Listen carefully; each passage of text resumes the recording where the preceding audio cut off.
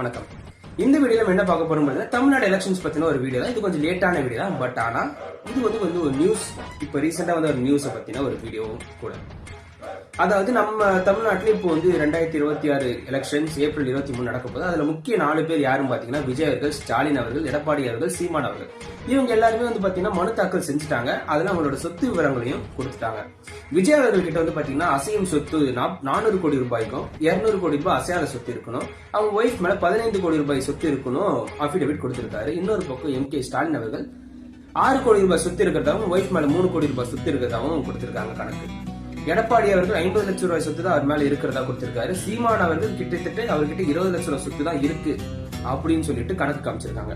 இதுல விஜய் அவர்களுடைய சொத்து வந்து பாத்தீங்கன்னா நம்ம எல்லாருக்குமே வெளிப்படையா தெரிஞ்சிருச்சு, அவர் உண்மையதான் பேசுறாருன்னு சொல்லிட்டு.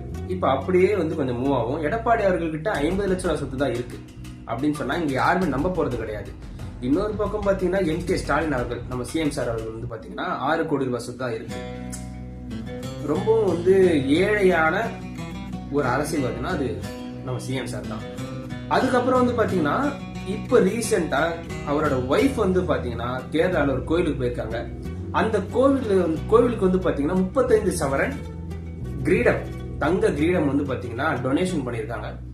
கிட்டத்தட்ட 50 லட்சம் ரூபாய்க்கு அந்த சொத்து மதிப்பு வரும் முடிவு பண்ணிங்க. அது இல்லாம அவரோட கார் கலெக்ஷன்ஸ் வந்து பாத்தீங்கன்னா லெக்ஸஸ், ஃபார்ச்சுனர், ரேஞ்ச் ரோவர். இந்த கார் கலெக்ஷன்ஸோட நீங்க ரேட் எடுத்து பார்த்தாலுமே தெரியும் எவ்வளவு வரும்னு சொல்லிட்டு.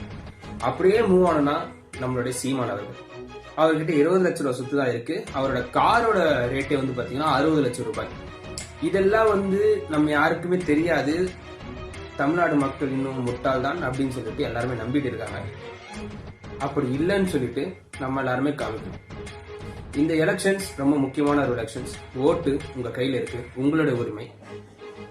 அதை கரெக்டா பார்த்து போடுங்க. ஏன்னா நம்மளோட ஃபியூச்சரை தீர்மானிக்க போறது இந்த ஓட்டு தான். இதை நான் யாருக்காகவும் கேட்கல, நான் எந்த கட்சி சார்பாலும் கிடையாது. ஆனா ஓட்டு போடும் போது எல்லாருமே சுயமா சிந்திச்சு போடுங்க, உங்களுடைய எதிர்காலத்தை நினைச்சு போடுங்க. நன்றி.